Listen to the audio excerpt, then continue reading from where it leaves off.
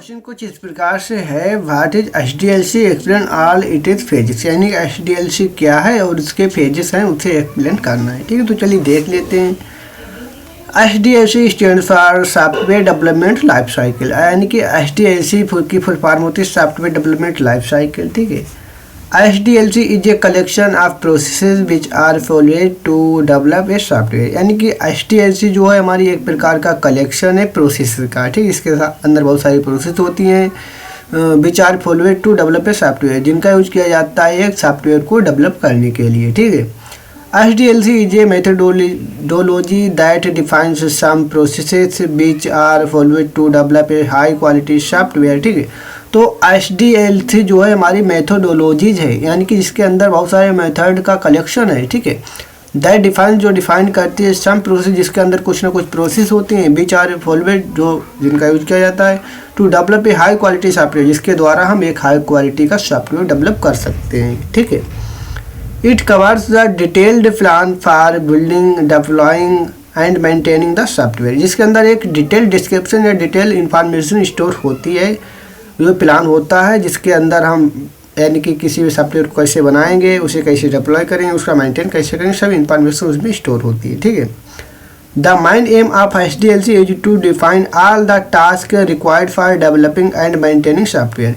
यानी कि HDLC का सबसे बड़ा उद्देश्य यही होता है कि हम जो भी सॉफ्टवेयर बनाने वाले हैं उसमें सभी इंफॉर्मेशन या जो भी चीज़ों की ज़रूरत हो वो सभी उसमें हम मेंटेन कर पाएँ। जैसे कि डिफाइनिंग ऑल द टास्क, जैसे कि उसमें जिन जिन टास्क की ज़रूरत पड़ती है वो सभी टास्क HDLC में डिफाइन होते हैं, जिससे कि एक डेवलपिंग एंड मेंटेनिंग सॉफ्टवेयर, एक सॉफ्टवेयर को डेवलप और मेंटेन करने की जिन जिन तरीक़ों की ज़रूरत होती है वो सभी HDLC में शामिल होते हैं। ठीक है, it is followed for a software project within a software developing organisation, और इसे फॉलोड किया जाता है उस ऑर्गेनाइजेशन के द्वारा जो भी सॉफ्टवेयर को मेंटेन करती है, जो इस सॉफ्टवेयर को क्रिएशन और मैनिपुलेशन से कार्य करती है, जो भी वो हर एक ऑर्गेनाइजेशन का यूज़ करती है जो भी एक सॉफ्टवेयर को बनाना चाहती है, उसे इसका यूज करना होता है। ठीक है, तो चलिए अब इसके फेजेस को देख लेते हैं। तो यहाँ पर है phases of HDLC, there are 7 phases of HDLC के टोटल 7 फेजेस हैं। यहाँ पर एक डायग्राम के थ्रू भी आप देख सकते हो, यहाँ पर हमने इनके नाम भी लिख दिए हैं। ठीक है,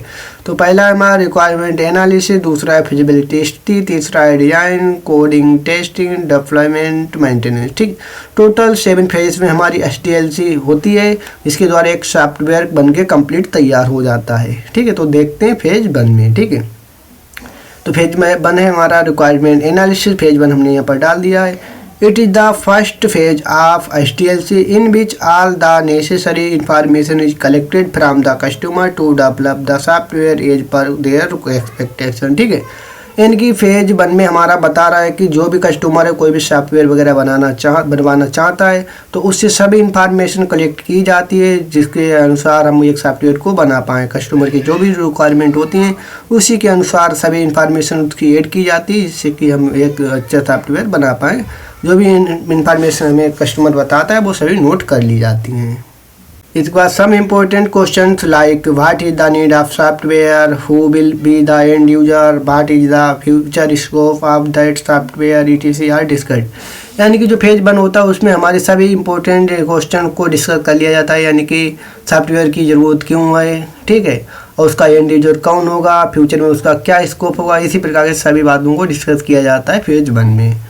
The main aim of this phase is to collect the detail of each requirement of the customer so that the developers will clearly understand what they are developing and how to fulfill the customer's requirement। ठीक है, तो सबसे main उद्देश्य हमारा phase 1 का यही होता है कि इसमें जितनी भी डिटेल है हमारी सभी जो भी इंफॉर्मेशन वगैरह जिसकी ज़रूरत है वो सभी इकट्ठी कर ली जाए, जिससे कि जो कस्टमर से ले ली जाए, जिससे कि जो हमारे डेवलपर्स वगैरह हैं वो अच्छे से समझ पाएँ, यानी कि उन्हें कौन सी चीज़ डेवलप करनी है। ठीक है, जिससे कि वे उसे इजीली से बना पाएँ।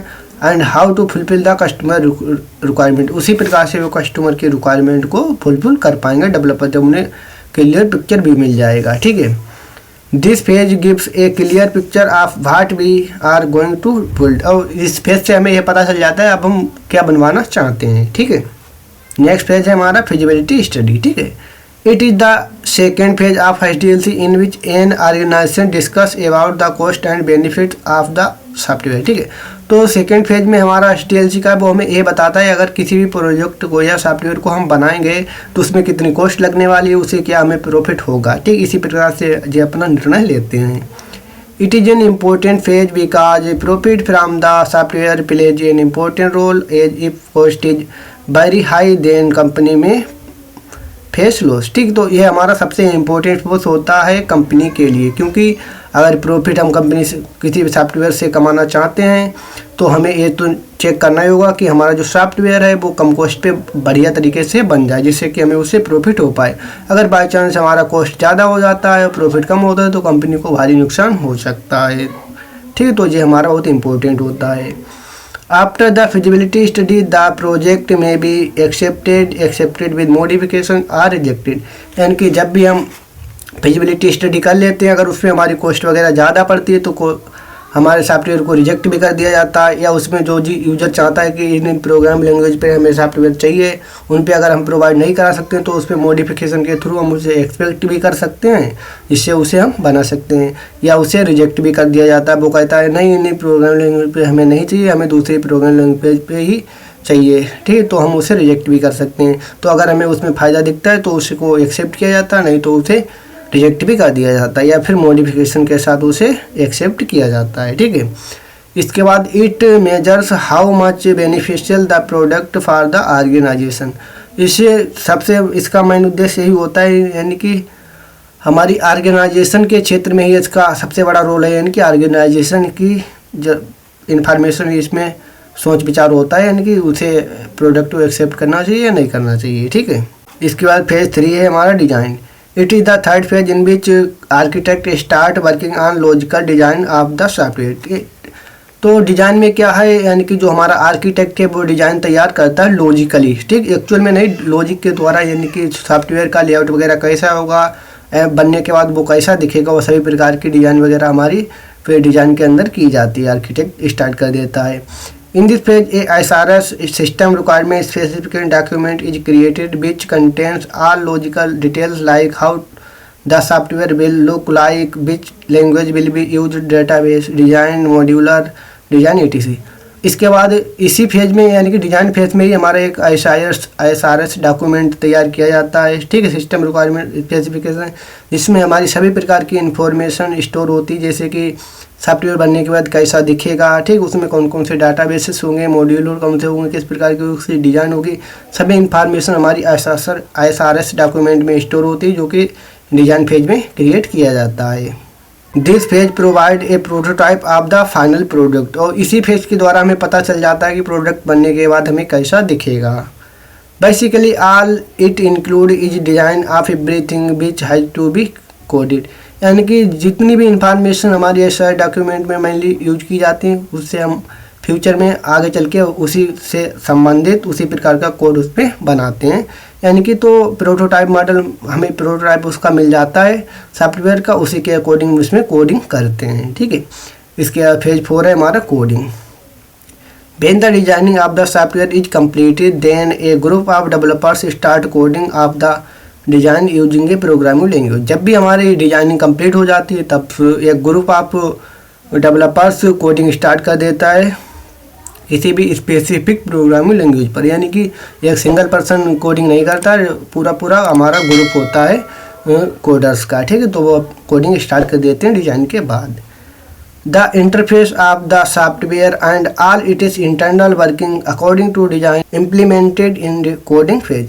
यानी कि किस प्रकार का इंटरफेस होगा सॉफ्टवेयर का और इंटरनल वर्किंग उसकी किस प्रकार की होगी, वो डिजाइन फेज के अनुसार ही इम्प्लीमेंट की जाती है कोडिंग फेज में। ठीक है, A number of developers code the modules and then all modules are arranged together to work efficiently। ठीक है, तो जितने भी हमारे डेवलपर्स वगैरह होते हैं वो प्रत्येक मॉड्यूल के बेस पे कार्य करते हैं। यानी कि एक बड़े प्रोग्राम को, एक बड़ी प्रोसेस को छोटे छोटे मॉड्यूल में तोड़ लिया जाता है और एक एक मॉड्यूल को एक एक हमारा जो डेवलपर्स वगैरह उसे मेंटेन करता है, उसमें कोडिंग करता है। उसके बाद जब सभी मॉड्यूल तैयार हो जाते हैं तो उसे एक ही में कंबाइन कर लिया जाता है। ठीक है, it is the longest phase of HDLC। ये HDLC का हमारा सबसे लॉन्गेस्ट फेज होता है, क्योंकि डिज़ाइन करना बहुत ही ज़्यादा लंबा प्रोसेस नहीं, उसे इजीली से कर सकते हैं, बट कोडिंग करना एक लंबा प्रोसेस हो सकता है।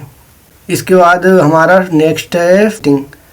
Once the software development is completed then it is send to the tester. जब भी सॉफ्टवेयर हमारा बनके तैयार हो जाता है तो उसे टेस्टर लोगों के टेस्ट टीम के पास भेज दिया जाता है।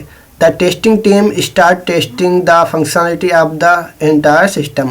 तो टेस्टिंग टीम जो है हमारे पूरे के पूरे सिस्टम की टेस्टिंग और फंक्शनलिटी को स्टार्ट कर देती है चेक करने के लिए, ठीक है।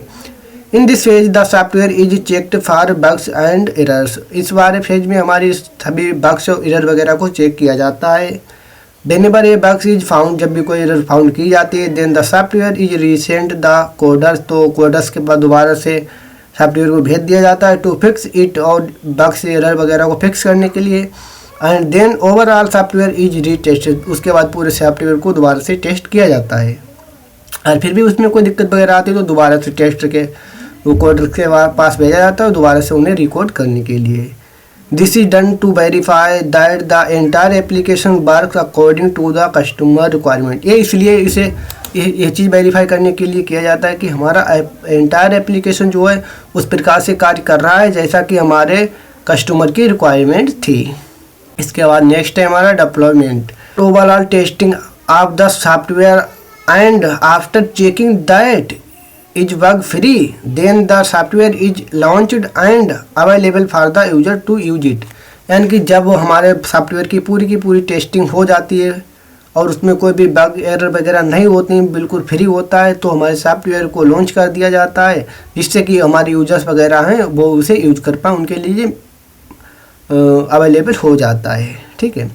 Even after deployment of the software, if any bugs or errors are still found, then the software is re-evaluated by the maintenance team and then it is redeployed with a new version। ठीक है, यानी कि जब भी एक बार अगर deployment कर दिया हमने सॉफ्टवेयर का, फिर भी उसमें कोई एरर वगैरह आती है तो उसे भी फिक्स किया जाता है, जिससे कि उसे फिर से सेंड किया जाता है, उसे रीएवैल्यूएट किया जाता है, दोबारा चेक किया जाता है, उसमें फिर से कोडिंग वगैरह की जाती है, जिससे उसे दोबारा से फिर से रीडेवलपमेंट किया जाता है, जिससे कि एक न्यू वर्जन में वो हमें दिखाई देता है। इसीलिए हमारे मोबाइल फ़ोन में और सिस्टम में वगैरह में अपडेट वगैरह आते रहते हैं, क्योंकि हमेशा कोई ना कोई दिक्कत, एक बार तो वो बात ठीक होती है, अगली बार उसमें कुछ न्यू चेंजेस करने होते हैं तो हमें अपडेट वगैरह लाने पड़ते हैं। इसके बाद है हमारा last phase maintenance. The maintenance team looks over the software usage and users feedback. ठीक है, अब जब हमारा सॉफ्टवेयर पूरा बन के तैयार हो जाए, डिप्लॉयमेंट हो जाता है, उसके बाद एक मेंटेनेंस टीम होती है जो हमारे सॉफ्टवेयर पर नज़र रखती है। ठीक है, यानी कि उसका कहाँ कहाँ पर यूज हो रहा है, किस लोकेशन पे किस प्रकार से यूज हो रहा है, यूजर्स के जो फीडबैक वगैरह उन्हें चेक किया जाता है, और यूजर्स उसमें कुछ और चीज़ें चाहते हैं तो उनका भी मेंटेन हमारी मेंटेनेंस ही टीम करती है। इसके बाद maintenance is necessary to illuminate errors in the system during it is working life and to tune the software. ठीक है, अब जो मेंटेनेंस हमारा इसलिए ज़्यादा ज़रूरी होता है जिससे कि उसकी एरर्स वगैरह हैं उन्हें फिक्स किया जा सके, यानी कि जब भी करंट टाइम पर हमारा सॉफ्टवेयर रनिंग हो रहा है, ठीक है, तो वो प्रॉपर तरीके से चल पाए, उस चल पाने को ही हमारा मेंटेनेंस होता है। ठीक है,